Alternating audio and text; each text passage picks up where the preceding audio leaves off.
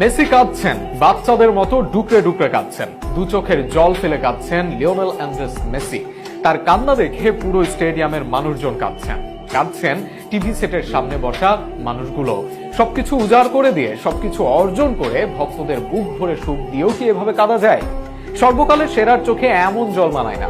পায়ের গোড়ালি ফুলে গেছে, সেই অবস্থায়ও খেলা চালিয়ে গেছেন মেসি। এরপর যখন ইনজুরিতে মাঠ ছাড়লেন, তবুও কান্না থামেনি।